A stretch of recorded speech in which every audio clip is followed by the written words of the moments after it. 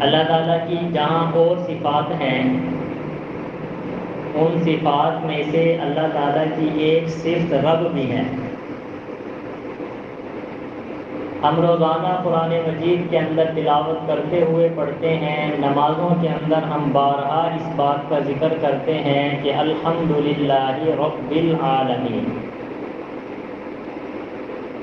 اس آیت مبارکہ میں اللہ تعالیٰ نے اپنی جو صفت ذکر فرمائی ہے وہ رب ہے۔ اللہ تعالیٰ کا ایک نام ذاتی ہے، باقی اللہ تعالیٰ کے نام صفاتی ہیں۔ ذاتی نام اللہ ہے۔ قرآن مجید کے اندر اللہ تعالیٰ کے دیگر صفاتی نام میں سے ایک رحمان بھی ہے، رحیم بھی ہے، قدیر بھی ہے، علیم جاننے والا بھی ہے، اور اللہ کے ان صفاتی ناموں میں سے ایک صفت رب بھی ہے۔ قرآن مجید کی پہلی سورت کی پہلی آیت میں اللہ نے رب کا ذکر فرمایا، الحمدللہ رب العالمین۔ اور قرآن مجید کی جو آخری سورت ہے سورۃ الناس، اس کی پہلی آیت مبارکہ کے اندر بھی اللہ نے جو اپنی صفت ذکر فرمائی ہے وہ رب ہے، قل اعوذ برب الناس۔ مرنے کے بعد جب انسان کو قبر میں رکھ دیا جاتا ہے تو اس قبر کے اندر جو پہلا سوال انسان سے ہونا والا ہے وہ بھی رب کے بارے میں، تمہارا رب کون ہے؟ یہ پہلا سوال قبر کے اندر ہوگا۔ اگر ہم اس سے پہلے چلے جائیں کہ اللہ نے جب ہماری روحوں کو زندہ فرمایا اور پھر اللہ تعالیٰ نے سب روحوں کو مخاطب ہو کر فرمایا کہ کیا میں تمہارا رب نہیں ہوں، وہاں پر جو سب سے پہلی بات ذکر اللہ رب العزت نے ارشاد فرمائی اور صفت ذکر فرمائی وہ رب کی ہے۔ رب کا معنی اور مطلب یہ ہے کہ کسی چیز کو پیدا کر کے اس کی تمام ضروریات کا خیال کرتے ہوئے اس کو کمال تک آخر تک پہنچا دینے والا اس ذات کو رب کہتے ہیں۔ اللہ تعالیٰ نے اس آیت مبارکہ کے ٹکڑا میں یہ بات ارشاد فرمائی، وَمَا مِن دَابَّةٍ فِي الْأَرْضِ إِلَّا عَلَى اللَّهِ رِزْقُهَا، کہ زمین پر کوئی بھی چلنے والا ہے، اس ساری کی ساری چیزیں جو زمین پر موجود ہیں ان کے رزق وہ اللہ کے ذمہ ہے۔ ایک رزق وہ ہوتا ہے جس کو ہم اردو میں کہتے ہیں، کھانے پینے کی چیزوں کو رزق کہا جاتا ہے۔ انسان فروٹ استعمال کرے، پھل استعمال کرے، میوہ جات استعمال کرے، روٹی کھائے، چاول کھائے، ان ساری چیزوں کو رزق کہا جاتا ہے۔ لیکن عربی زبان کے اندر رزق کا مطلب تمام ضروریات ہیں۔ اللہ تعالیٰ نے اس آیت مبارکہ میں فرمایا وَمَا مِن دَابَّةٍ فِي الْأَرْضِ إِلَّا عَلَى اللَّهِ رِزْقُهَا، یہاں رزق سے مراد تمام ضروریات ہیں، کہ زمین پر کوئی بھی چیز چلنے والی ہے، موجود ہے، زندہ ہے، اس کی تمام ضروریات اللہ نے اپنے ذمہ لگا لی کہ اس کی تمام ضروریات کو پوری کرنا، فرمایا یہ میری ذمہ داری ہے۔ ہم دیکھتے ہیں ایک انسان، اس کی ضرورت ہے پیسہ، مال، زمین، صحت، یہ ساری ضروریات اللہ تعالیٰ پوری کرتے ہیں۔ زمین پر چلنے والے کیڑے مکوڑے، ان کی ضروریات اللہ تعالیٰ پوری فرماتے ہیں۔ ہواؤں میں اڑنے والے پرندے، ان کی ساری ضروریات اللہ تعالیٰ پوری فرماتے ہیں۔ زمین پر چلنے والے جانور، درندے، ہر ایسی چیز جو زمین پر موجود ہے، صرف رزق نہیں، اس کی ساری ضروریات اللہ تعالیٰ پوری فرماتے ہیں۔ اس کا وعدہ اللہ نے لیا ہے۔ اللہ تعالیٰ نے انسان کی روزی کس طریقے سے پوری فرمائی؟ مختلف اسباب پیدا فرما دیے۔ کسی کو اللہ تعالیٰ نے زمین دی، فرمایا کہ زمین پہ محنت کر، محنت کرے گا، یہاں سے ضرورت کی چیزیں تیرے لیے نکلتی رہیں گی۔ وہ آدمی زمین پر محنت کرتا ہے، اللہ زمین سے اس کے رزق کو نکال دیتے ہیں۔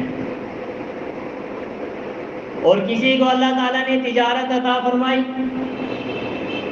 دکان دے دی، تجارت دے دی، مال دے دیا، زمین اس کے پاس نہیں، لیکن وہ اس تجارت کے اندر محنت کرتا ہے، اللہ اس تجارت کے ذریعے اس انسان کی ضروریات کو پورا فرما دیتے ہیں۔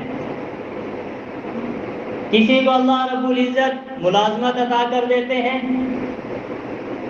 وہ اپنا خاص وقت خاص کام میں لگاتا ہے، متعین وقت کے لیے لگاتا ہے، اس وقت کے اندر وہ ذہنی کام کرتا ہے، فرمایا کہ اس کے ذریعے اللہ اس کی ضروریات کو پورا فرما دیتے ہیں۔ تو گویا کہ رزق پہنچانے کی ذمہ داری اللہ نے اپنے اوپر ڈالی ہے، لیکن اس کے مختلف اسباب پیدا فرما دیے۔ کسی کو رزق اللہ رب العزت دیتے ہیں زمین کے ذریعے، کسی کو رزق دیتے ہیں تجارت کے ذریعے، کسی کو رزق دیتے ہیں کاریگری کے ذریعے۔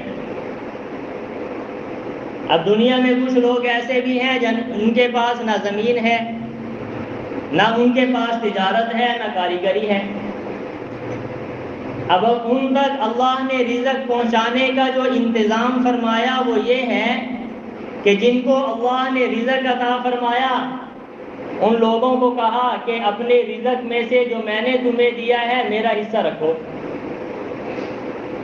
کسی کو برانی زمین دی ہے، فرمایا 10واں حصہ میرا، کسی کو نہری زمین دی ہے، فرمایا 20واں حصہ میرا، کسی کو مال تجارت دیا ہے، فرمایا 40واں حصہ میرا، فرمایا کہ یہ جو میرا حصہ ہے اس کو تم نے خود نہیں کھانا بلکہ جس کو میں کہوں گا وہاں تک پہنچا کے آنا ہے۔ اب جس کو اللہ نے نہ زمین دی ہے، نہ تجارت دی ہے، نہ ملازمت دی ہے، نہ کوئی کاروبار اور کوئی اس کو صنعت کاری دی ہے، ان تک رزق پہنچانے کا ذریعہ یہ ہے کہ اللہ نے اس مال میں سے اپنا حصہ رکھا اور فرمایا کہ اس مال کو ان غریب غربا تک پہنچا دو۔ یہ ان تک پہنچانے کا ذریعہ ہے۔ حضرت قاسم العلوم والخیرات حضرت مولانا قاسم نانوتوی رحمۃ اللہ علیہ نے ایک پیاری مثال کے ذریعے اس بات کو سمجھایا۔ فرمایا کہ رزق دینے والی اللہ کی ذات ہے، جو رزق ہمیں ملتا ہے وہ بھی اللہ کا ہے، ہمارا نہیں ہے۔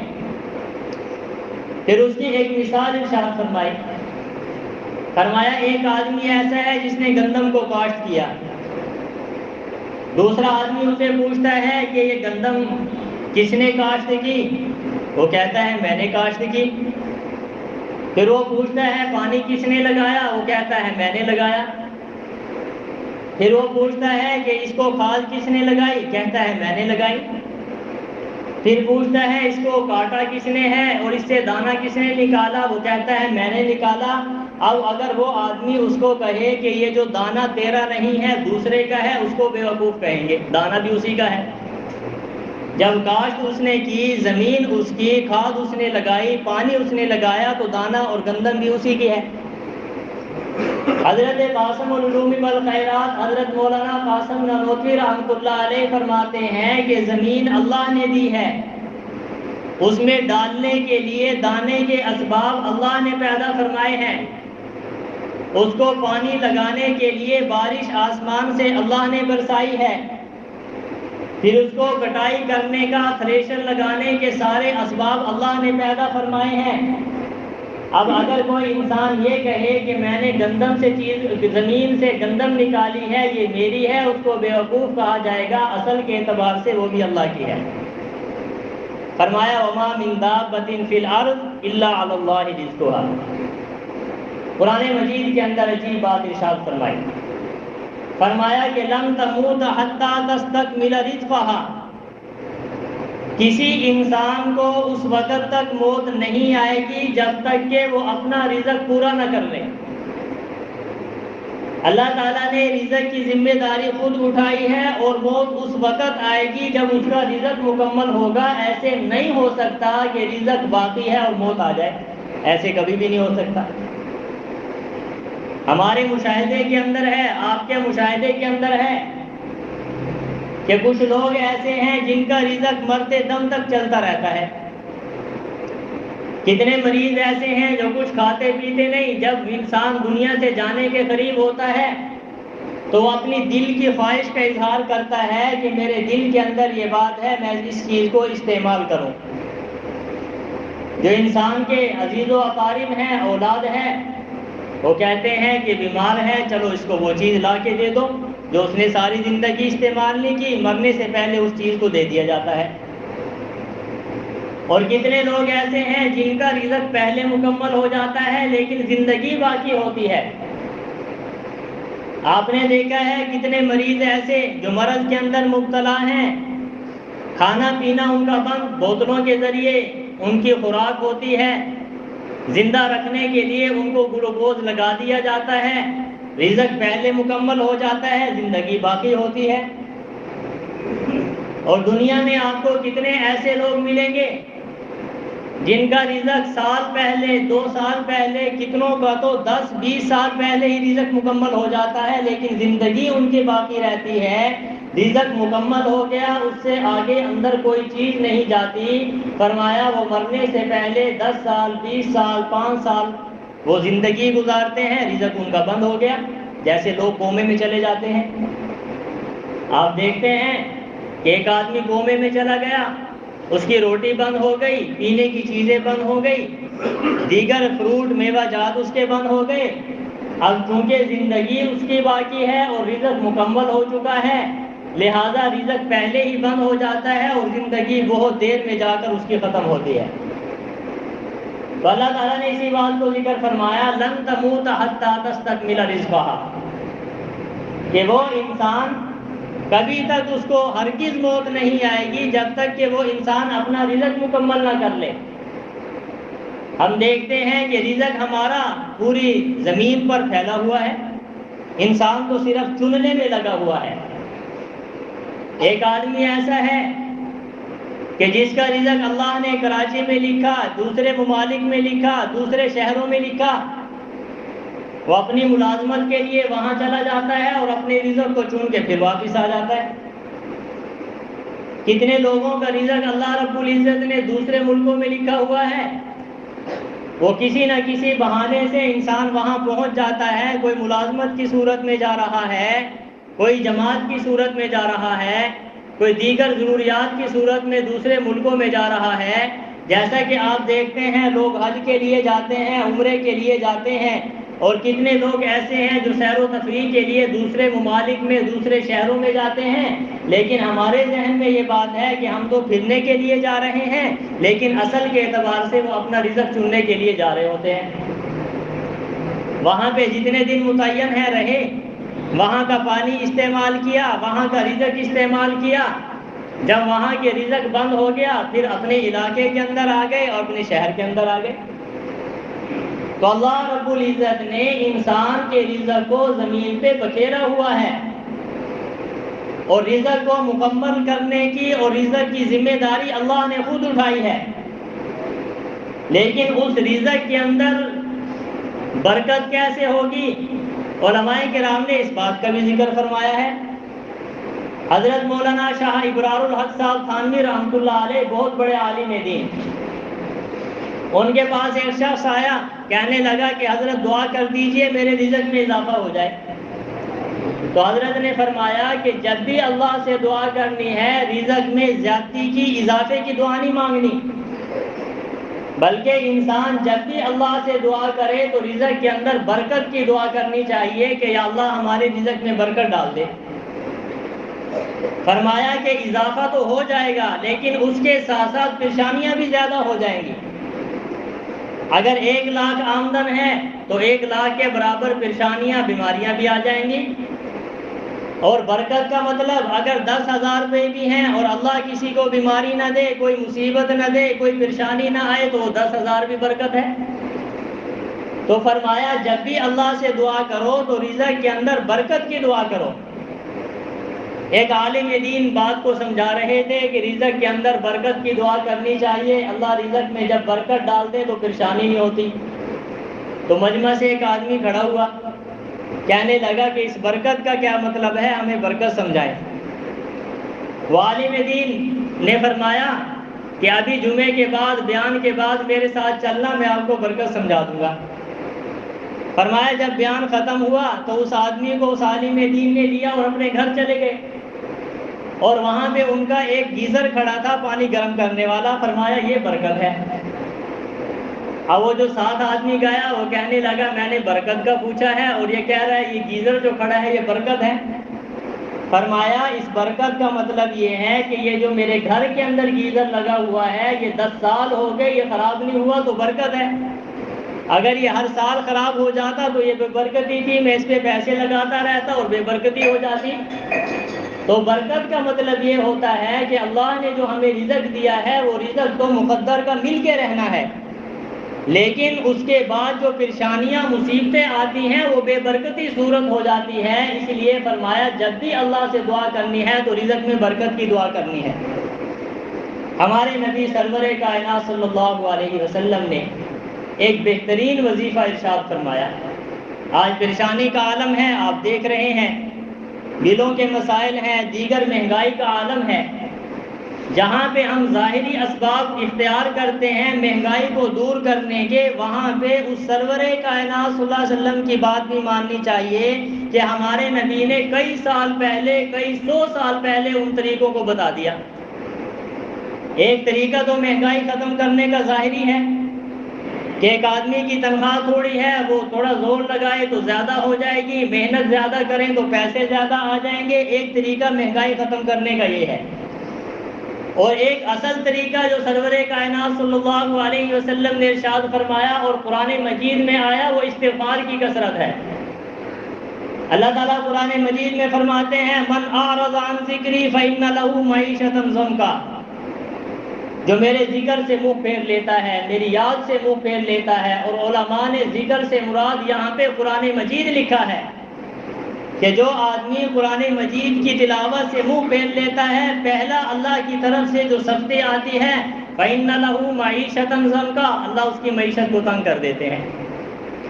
میں اس پورے مجمع میں سے سوال کرتا ہوں، 100-150 آدمی بیٹھا ہے، سوائے چند لوگوں کے جن کا معمول ہے قرآن مجید کی تلاوت کرنا، اکثر و بیشتر تو سالوں بھی قرآن مجید کو اٹھا کر نہیں دیکھتے، اور کبھی توفیق ہی نہیں ہوتی کہ قرآن مجید کو ہم پڑھیں، بچوں کو تعلیم دیں۔ ہم نے یہ سمجھا ہے کہ قرآن مجید کی تلاوت کرنا تو بس چھوٹے بچوں کا کام ہے، یا مدرسے کے طلباء کا کام ہے، یا علماء کا کام ہے۔ نہیں محترم دوستو، ایسی بات نہیں ہے۔ مسلمانوں، قرآن مجید کی تلاوت کا حق اور ذمہ داری ہم سب پر ہے۔ تو ایک ظاہری سبب وہ بھی ہے جو انسان مہنگائی جس کی وجہ سے معیشت تنگ ہو گئی، اور ایک مہنگائی کا حقیقی سبب بھی ہے جس کا ذکر اللہ نے 1400 سال پہلے قرآن مجید میں فرما دیا، من اعرض عن ذکری فإن له معیشۃ ضنکا، جو میرے ذکر سے اعراض کرتا ہے، قرآن کی تلاوت سے اعراض کرتا ہے، اللہ کی یاد سے غافل ہو جاتا ہے، تو پہلا اللہ کی طرف سے جو عذاب آتا ہے فإن له معیشۃ ضنکا، اس کی روزی تنگ کر دی جاتی ہے۔ جہاں ہم ظاہری اسباب دیکھ رہے ہیں تو باطنی اسباب بھی دیکھنے چاہیے جو قرآن مجید نے ہمیں ذکر فرمائے ہیں۔ تو ہم تلاوت کلام اللہ کا معمول بنائیں، پھر دیکھنا اللہ کی طرف سے رزق کے دروازے کیسے کھلتے ہیں۔ ایک جگہ ارشاد فرمایا وَمَن يَجْعَل لَّهُ، اللہ رب العزت قرآن مجید میں ارشاد فرمایا وَمَن يَتَّقِ اللَّهَ يَجْعَل لَّهُ مَخْرَجًا وَيَرْزُقْهُ مِنْ حَيْثُ لَا يَحْتَسِبُ، فرمایا جو مجھ سے ڈرتا ہے یجعل لہ مخرجا، پہلا انعام میں مشکل وقت میں اس کے لیے نکلنے کا راستہ بنا دیتا ہوں، سارے راستے بند اللہ اس کا راستہ کھول دیتے ہیں۔ اور دوسرا انعام فرمایا وَيَرْزُقْهُ مِنْ حَيْثُ لَا يَحْتَسِبُ، ایسی جگہ سے اس کو رزق دوں گا اس کا وہم و گمان بھی نہیں ہوگا۔ تو یہ جو قرآن مجید نے اسباب ذکر فرمائے ہیں رزق کے تنگی کے، وہ اسباب آج ہمارے اندر پائے جا رہے ہیں، اور رزق کو تنگی کو دور کرنے کے جو اسباب قرآن مجید نے ذکر فرمائے ہیں کہ جن باتوں پر عمل کرنے کی وجہ سے رزق کی تنگی دور ہوگی، وہ تقویٰ ہے، توبہ استغفار ہے، اللہ کی یاد ہے، اور یہ باتیں ہمارے اندر بہت کم پائی جا رہی ہیں۔ بس ایک بات ذکر کرتا ہوں، قرآن مجید کے 27ویں پارہ میں ایک سورت آتی ہے، سورت واقعہ۔ ہمارے نبی سرور کائنات صلی اللہ علیہ وسلم نے فرمایا کہ جو آدمی رات کو اس سورت کی تلاوت کرتا ہے اس کے گھر میں کبھی فاقہ نہیں ہوگا، اور ایک فاقہ تو وہ ہے جو بھوک کی وجہ سے ہوتا ہے، علماء نے یہاں پہ فاقے کا مطلب یہ ہے کہ اس کو تمام ضروریات اللہ پوری فرما دیں گے، کبھی بھی اس کو کسی کی محتاجگی نہیں ہوگی۔ فاقہ سے مراد محتاجگی ہے، کبھی وہ کسی کا محتاج نہیں ہوگا۔ ایک واقعہ ذہن میں آیا، حضرت عبداللہ ابن مسعود رضی اللہ تعالیٰ عنہ صحابی رسول ہیں، ان کے مرنے کا وقت قریب ہوا تو حضرت عثمان غنی رضی اللہ تعالیٰ عنہ تشریف لائے اور جاتے ہوئے فرمایا یہ کچھ پیسے لے لو، تیرے مرنے کے بعد تیری بچیوں کے یہ کام آ جائیں گے۔ حضرت عبداللہ ابن مسعود رضی اللہ تعالیٰ عنہ فرمانے لگے کہ میں نے اپنی بچیوں کو سورت واقعہ یاد کروائی ہوئی ہے، فرمایا ان پیسوں کی مجھے ضرورت نہیں ہے، میری بچیاں روزانہ شام کو سورت واقعہ پڑھتی ہیں، اور اتنا یقین صحابہ کرام کا، فرمایا کہ میں دنیا سے چلا بھی جاؤں تو پھر ان کو کسی قسم کی محتاجگی نہیں ہوگی۔ تو آج ہم دیکھ رہے ہیں کہ مہنگائی ہو گئی، ظاہری اسباب ہم دیکھ رہے ہیں۔ مہنگائی کیوں ہوئی؟ ایک ظاہری سبب ہے، ایک باطنی سبب ہے کہ ہم نے اللہ کو یاد کرنا چھوڑ دیا، اور فرمایا من اعرض عن ذکری فإن له معیشۃ ضنکا، جو قرآن سے روگردانی کرے گا سب سے پہلا عذاب ان کی معیشت تنگ ہو جائے گی۔ آج سب کی معیشت تنگ ہے، تو آج ہم اس اسباب پر غور کریں جس کی وجہ سے ہم پر مصیبتیں آ رہی ہیں۔ ہر آدمی عزم کر کے جائے کہ ہمارے گھروں کے اندر قرآن مجید کی تلاوت ہوگی، کرتے ہیں نا انشاءاللہ۔ اپنے بچوں کو قرآن مجید کا حافظ نہیں بنا سکتے تو ناظرہ ضرور پڑھوائیں، اور ان کی عادت بنائیں کہ وہ گھروں کے اندر قرآن مجید کی تلاوت کریں، مستورات کو سمجھائیں کہ قرآن مجید کی تلاوت کریں، اللہ کا خوف اپنے دلوں میں پیدا کریں۔ انشاءاللہ ایک وقت آئے گا کہ یہ ہر قسم کی پریشانیاں اور تنگیاں دور ہو جائیں گی۔ تو سامعین محترم، ان باتوں پہ ہمیں عمل کرنا چاہیے۔ آخر میں یہی گزارش کروں گا کہ ہماری اس جامع مسجد کے مقتدی حاجی اسلام دین صاحب دنیا سے چلے گئے ہیں، دیگر بھی ہمارے مقتدی مسلمان دنیا سے گئے ہوئے ہیں، اچھا وقت گزارا۔ آپ حضرات سے گزارش ہے آپ نے ان کے لیے بھی دعائیں مغفرت کرنی ہے، اور دیگر جتنے مسلمان دنیا سے جا چکے ہیں ان کے لیے بھی دعائیں مغفرت کرنی ہے۔ دعا ہے کہ اللہ رب العزت جو کچھ بیان کیا اس کو منظور و مقبول فرمائے، ہمیں اس پر عمل کی توفیق عطا فرمائے۔ وآخر دعوانا